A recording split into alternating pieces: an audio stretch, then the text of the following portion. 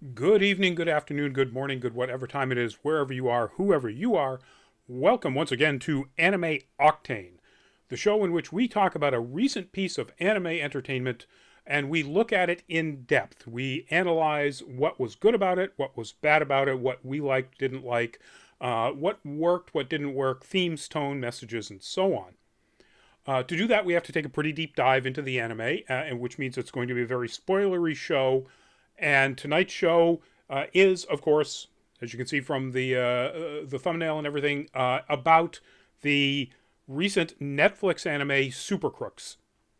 I'm Rodney Brown. I'm the editor-in-chief of Nerd Caliber, first-person shooter on Facebook as a cosplay photographer, Burley_adopter on Twitter, a couple of other places doing a bunch of other things.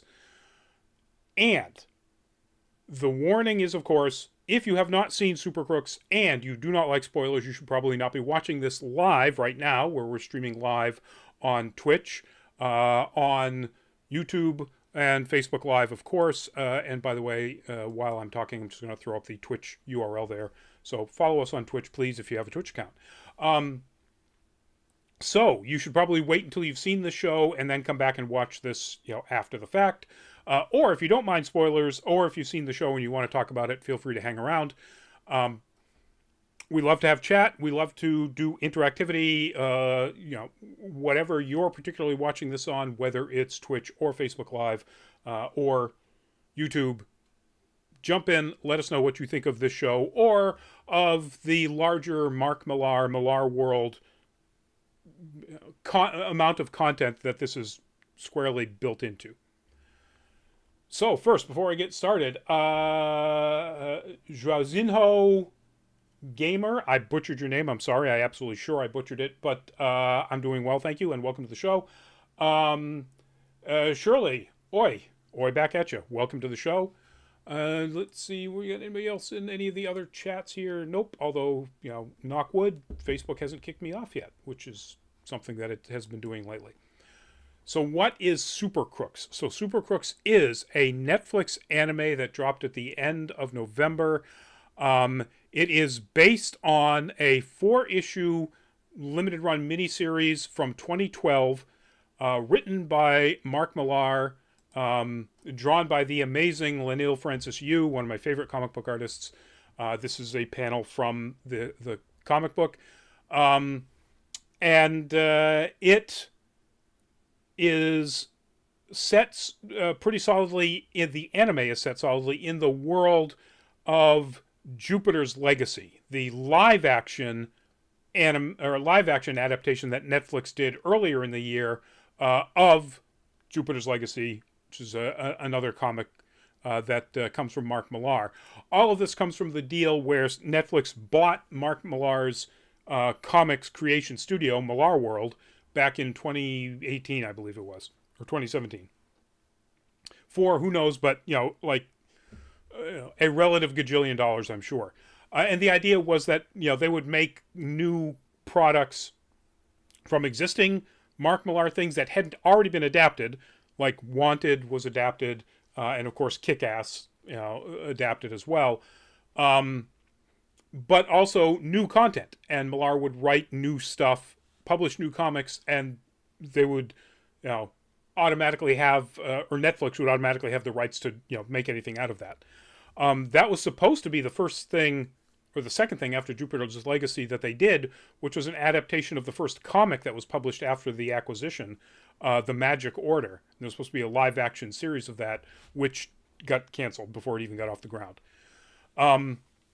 So, Super Crooks tells the story of Johnny Bolt, a supervillain with electrical powers who basically is a petty thief and has spent a fair amount of time in and out of the supervillain holding prison, a supermax prison, and gets the opportunity to, however you want to call it, basically pull off, one, last huge job. And I say last, he's not an old man, he's a young man.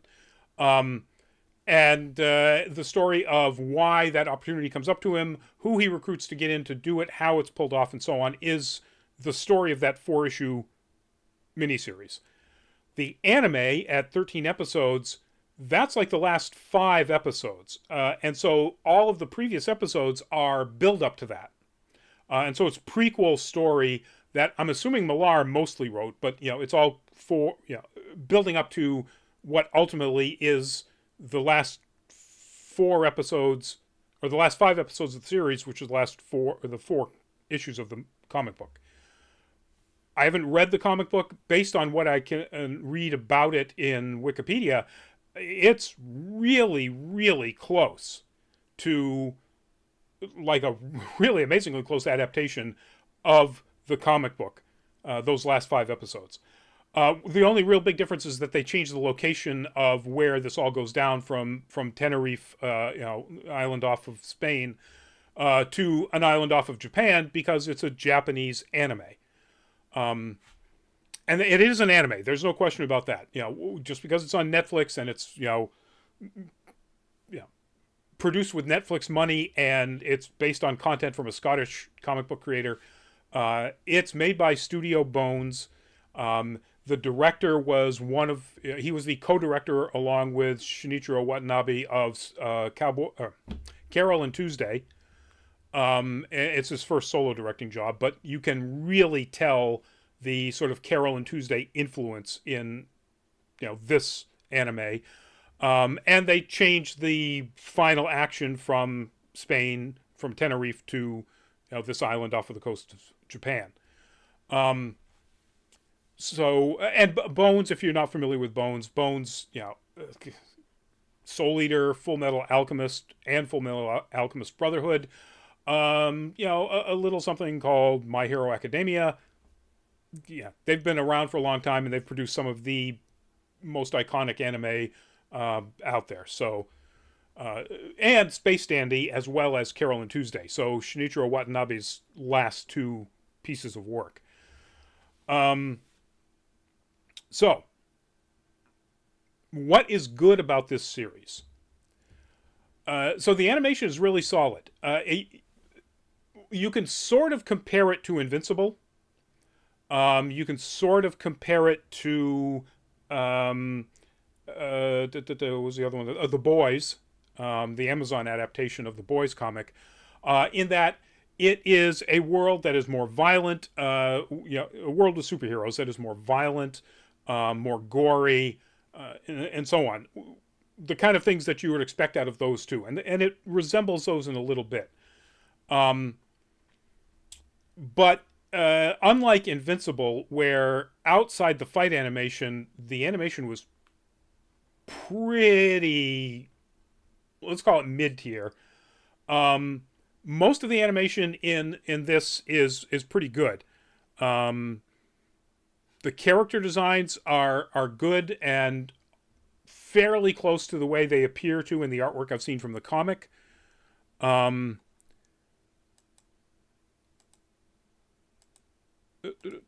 jumping right around here and missing my own images here. This is fairly typical of what the designs look like. Granted, they're a little sort of Japanese version of typical Americans in their look, but they're not completely wrong. And again, similar to the way they're presented in the comic book. Particularly the costume designs. So I like that quite a bit. And again, the animation in the fight scenes are absolutely fantastic. The use of the superpowers and the nature of the superpowers can often be really innovative and inventive. Particularly the Diesel brothers are a hoot. They're really fun. The way they use their powers, which are essentially, it doesn't matter what happens to their bodies physically, they can essentially either regrow or just reassemble their body parts. And so that's where some of the gore level really climbs in this show. But also where a lot of the humor comes in, and there's some very funny bits. I absolutely adore Casey. Casey Ann, the only real female lead or important character in this entire series, which is kind of a bummer. but she is wonderfully realized, a very good character, well done all the way through, for the most part. As far as characterization goes, you know, excellent job, Millar, and the adaptation of it. Let's see, what else do I really like about it? It has an absolutely, like, Jujutsu Kaisen level banger OP and ED. You know, the opening song and the ending credits song are fantastic.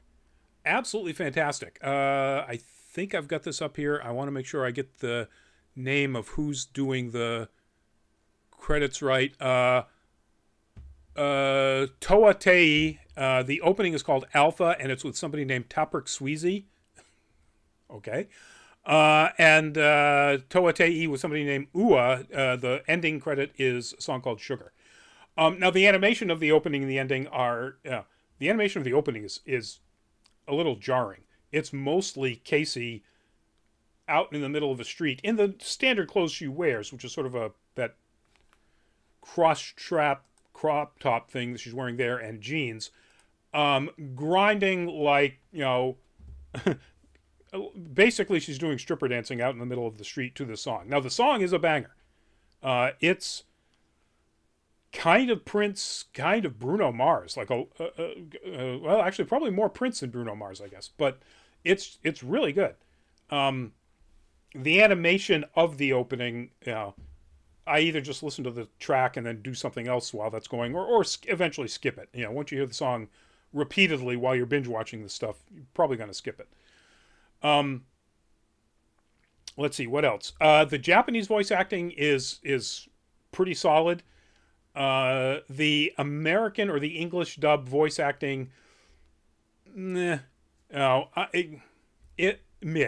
at best. There's nobody in here that really just, completely stands out to me in the American or the English dub. And that's kind of too bad. It was clearly done by Netflix. They could have put in the money to get, real high quality voice actors. And I mean, actual voiceover actors. They didn't necessarily have to go out and get like name actors. And they didn't. And it shows. They're okay. Nobody's really terrible. Except maybe the first episode's, it's about when Johnny first discovers as a teenager that he has abilities. And he wants to be a superhero.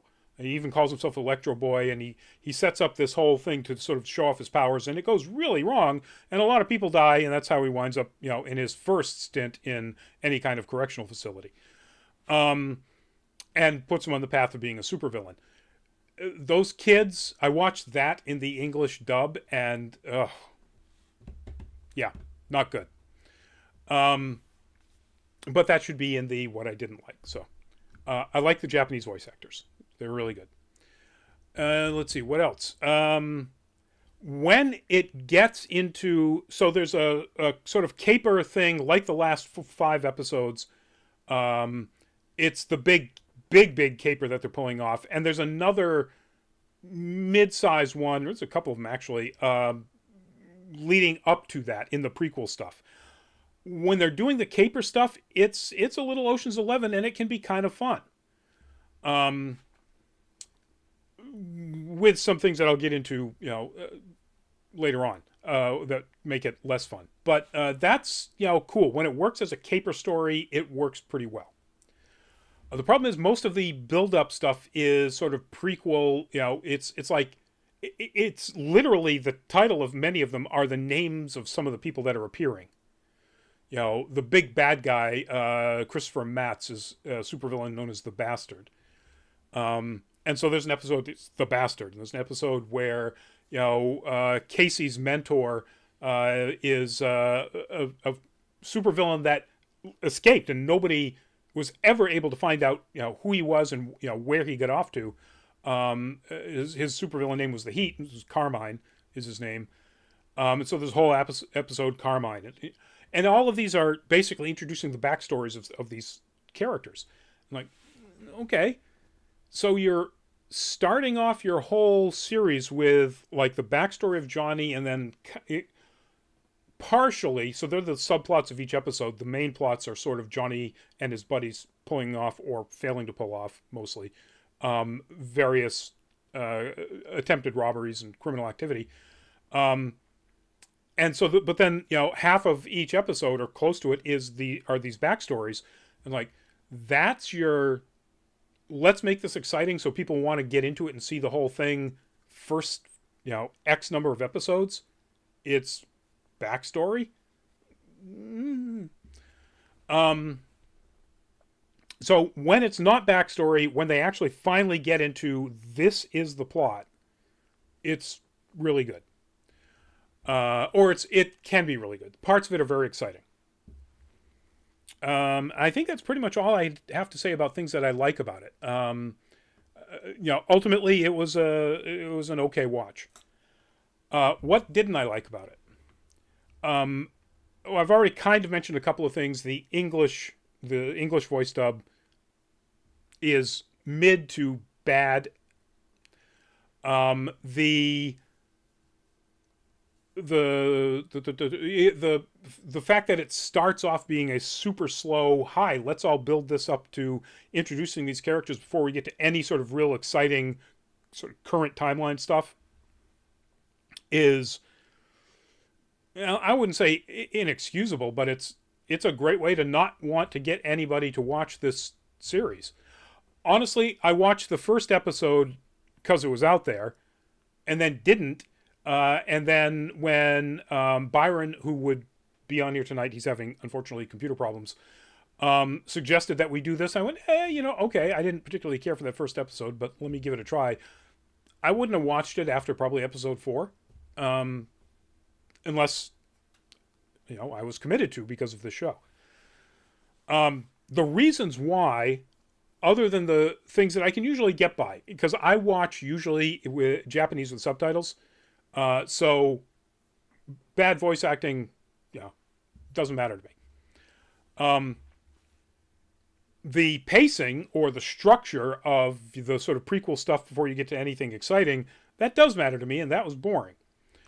But it does two things that are, I think, cardinal sins for any kind of speculative, fantastic storytelling. Whether it's science fiction or fantasy or superhero or comic book, whatever it is. The first is not being consistent with those things that you ask us to accept that are fantastical. So in science fiction, it's whatever the super science is, whatever the technology is, or whatever the general world is. Dune, it's 30,000 years in the future, and humanity is spread out all over a big part of the galaxy, and it's ruled by this vast empire, and various parts of groups of people are essentially controlling everything, the economy and travel and so on. And then there's this one world that has giant worms that spit up spice that allows you to see it in the future. Sounds kind of stupid, but it's obviously a science fiction classic. If you haven't seen the movie Dune, go watch it. And it's one of those things where you say, okay, this is what the thing I'm expected to, what they call suspension of disbelief. This is what I'm expected to believe, so I will suspend my disbelief about whether or not this could happen. And then it has to be consistent once you've got somebody to accept that. Whatever the world is, whether it's something that out there or something much closer, like Ex Machina with, the one very humanoid AI android. Once you've established that, it's like, okay, Alicia Vikander is not a person. You can see through her middle. It's just Alicia Vikander's an android. And that, I've got it. And then they have to be consistent with how they deal with that throughout the rest of the story. And of course, Ex Machina is genius, and they do. This doesn't. It establishes people with powers, and then both changes those powers as needed for the plot, which just infuriates me, with no explanation. If there's an explanation somewhere, fine. Powers change in comic books for sure. Jean Grey gets the Phoenix Force. But that's explained. In this case, it's, none whatsoever. There's just Casey in particular, her powers change and grow to the point where she's a psychic, which at first seems to be a pretty low-level psychic, and by the time it ends, she is a master-grade telepath who can read people's entire minds in the few seconds it takes for a creep with a lot of information in his head to grab her butt. And is also, a complete, I don't know what would be the term, a telepath so strong that you can literally convince people that they're in a completely different world, create complete believable hallucinations for them. It's there's no reason why they would need any of the other people to pull off any of the jobs that they did if her powers were known to be that powerful at the beginning. She could literally just do the whole jobs, all of them, just by convincing the various people who would be in their way that they're not. You don't need to steal a password or anything if she can just say, go open that. And nobody else can see it, and she turns, or whatever it is. She could do all of these things. Oh. And the writing of the rest of the superheroes, whoever created the specifics of the plot, whether it is exactly the same as the story from the comic book or not, they have heroes with abilities that are negated literally by somebody saying, oh, and it won't work with your power because of this, which nobody's ever mentioned. Nobody's mentioned that that's even possible to do to or with somebody's powers. And suddenly it becomes a vital plot point where this person who could literally just walk through this trap and solve everything can't because something that somebody just mentions to them. And that's just straight up bad writing. It's insulting to us who go, oh yeah, Ghost. It's a character who can walk through walls very much like Kitty Pryde, called Ghost in the anime, called the Phantom in the comic book series, and you can see why the anime changed the name, because I'm pretty sure Netflix didn't want DC to sue them, DC having a character called the Phantom.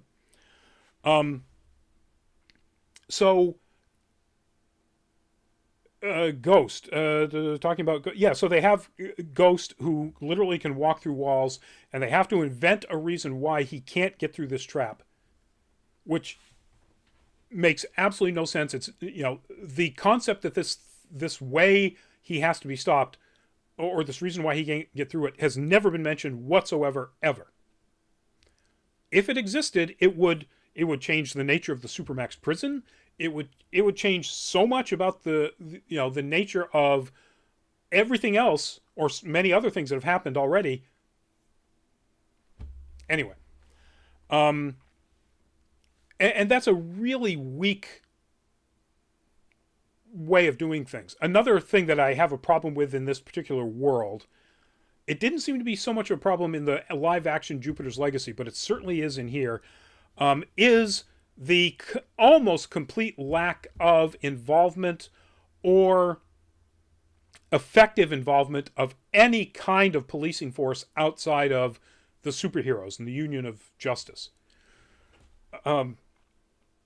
It's just mind-boggling that this world, which is told to us is so close to our current timeline, except it's got superheroes in it, pardon me, that some of the characters that the George Romero Night of the Living Dead, Dawn of the Dead, etc. movies exist in that world. Characters have seen it, and they actually use it as inspiration for a particular, caper that they're pulling off. People have phones where they're smartphones and the UI is exactly an Android, stock Android, answer, don't answer. It's just so early on. Johnny is based out of San Francisco, and he tries to pull, not effectively, most of his capers in San Francisco, and because there are no superheroes in San Francisco. Now, the headquarters of the Union of Justice is in New York. It's in Manhattan. Okay, sure. It's not like there's nothing of value in San Francisco. Unless this world is completely different than ours. Right outside of San Francisco is Silicon Valley, which is home to the greatest concentration of at least intellectual property wealth on the planet. It makes absolutely no sense that there are no superheroes in or at least near San Francisco. But there you are. Just a lot of really silly things like that that make this world unbelievable. Pardon me.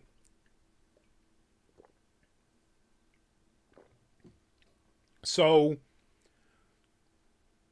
unbelievable world, bad world building, really terrible logic storytelling.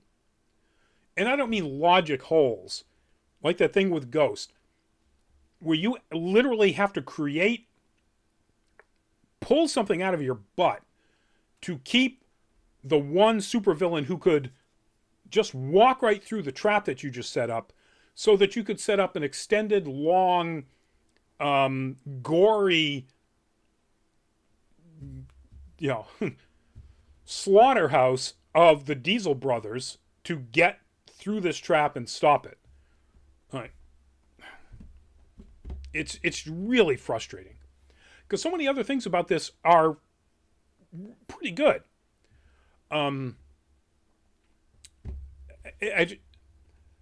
I wish that Millar's ideas for superpowers, supervillains, and superheroes, how they interact, how the world interacts with them, were executed in a better way. Because the ideas are really interesting. The characters, like I said, the power sets, they're all pretty interesting. Outside of that, it's just, it's like he had an idea, he had great ideas, and then the actual execution of them just, weak sauce, really weak sauce. It's the most exciting when it's essentially ripping off Ocean's 11. And, there's that.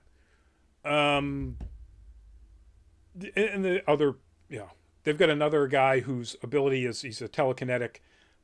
He is probably more powerful than Jean Grey or just about any other telekinetic I've ever seen, in any kind of comic work. The caper that involves them sort of, pulling off a Dawn of the Dead is he literally, using his telekinesis, animates hundreds. And you can tell by there's a lot of overhead crowd shots as like police or news helicopters are flying over. Hundreds upon hundreds of corpses. Pulls them out of the ground, out of their, respective cemeteries, and has them essentially attacking malls, nod to Dawn of the Dead, or just, the city in general. Well, not attacking, they're actually just sort of wandering through it looking like they're going to attack. And they don't. And I'm looking at this and going, this guy has the power to animate, to lift up and animate, let's say just for yucks, the average, of all of them, well, they're all dead. So let's say they're 100 pounds. So, roughly 10,000, assuming there's 100, there's hundreds, but let's say there's 10,000 pounds of, and then animate them individually as they're moving around. Some of them get on bicycles, which is actually kind of funny. But he's that powerful. There's no no superhero group that would allow him out of a Supermax prison ever. I mean, there's like, he could literally pull vaults out of banks. He's that powerful. You know, assuming the world is as corrupt and the police force is corrupt and everything as it seems to be in this, there's no way that they would ever let him out. They would come up with some sort of trumped up charges, and he would be in a Supermax for the rest of his life, with his powers, being restrained, essentially suppressed completely. He's just way too powerful, and they hardly use him properly after demonstrating that is his level of ability. It's anyway. So yeah, that's primarily the things that I dislike about it. And as you can tell from this, my dislike pretty seriously overrides any of the things that I liked about it. This is not going to go down on my list of, Studio Bones classics, like Soul Eater, like Full Metal Alchemist Brotherhood, like the less well-known but still amazing Noragami, or the really less well-known but one of my absolute favorites, Coffin Princess Chaika. Studio Bones has done absolutely fantastic things, and this is so not one of them. So, is there a theme or a tone or a message? The tone or the theme is pretty much, bad guys aren't as bad as good guys. The good guys in here kill people all the time.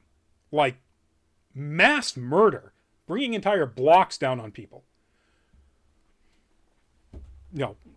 Using laser eyes to literally cut through an entire casino's worth of people. They don't care. One of them gets brought up on charges and eventually gets kicked out of the Union of Justice, but, he gets acquitted of all the charges.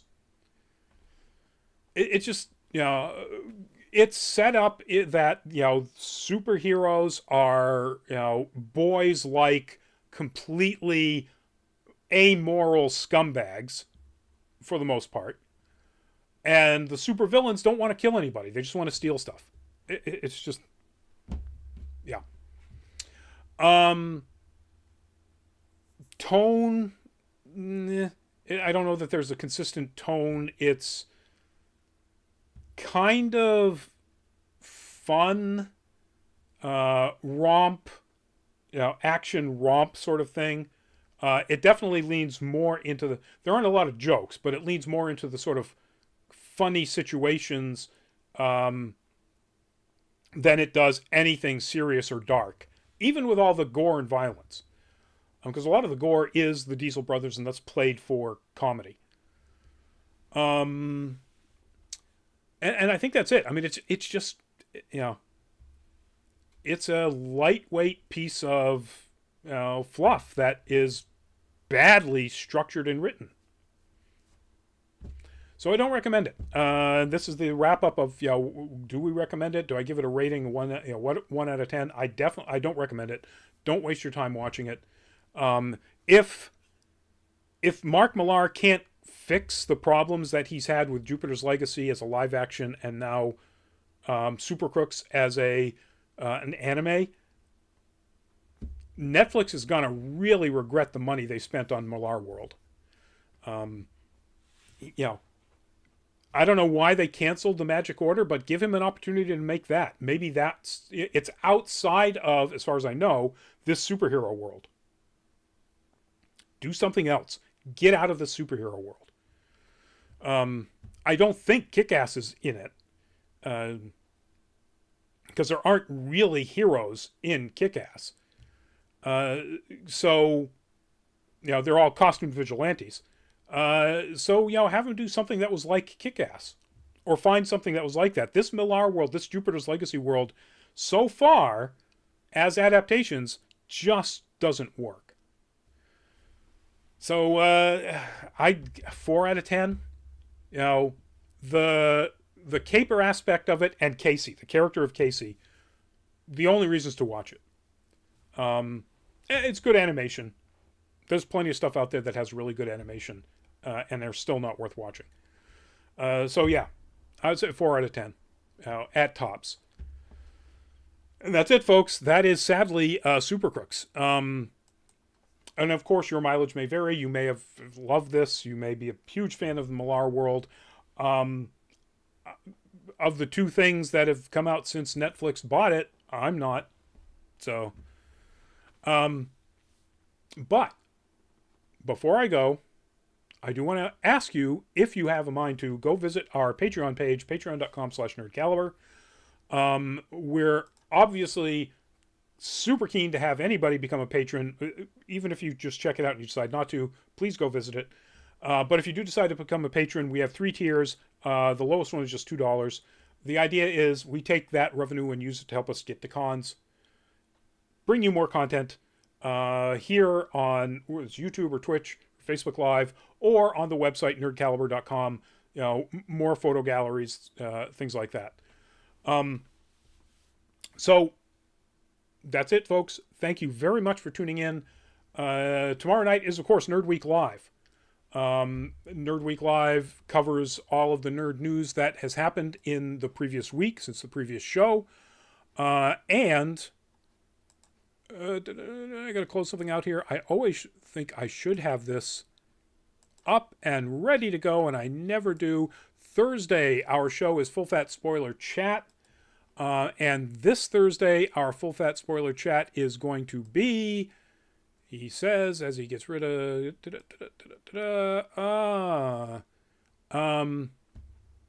Hellbound. Also from Netflix, the movie, which has been getting really good reviews, at least among my social media group. So, Hellbound, Thursday, 8 o'clock, and Nerd Week Live tomorrow, 8 o'clock. We'll see you at one of those upcoming shows, hopefully, or we'll see you at a con coming up soon, hopefully. In the meantime, as you know, people start moving around even more for the holidays, please stay safe. You know, continue to wear that mask, obey whatever new laws have been, or new regulations have been put in place by your city, state, or the federal rules. Get your booster if you can, get your shots if you haven't. I am once again running the photography department at Anime Boston coming up this spring. And one of the requirements there is that everybody will have to have had their shots. So if you want to go to Anime Boston, get them shots, folks, because you got to have that vaccine card. Don't buy a fake. Come on.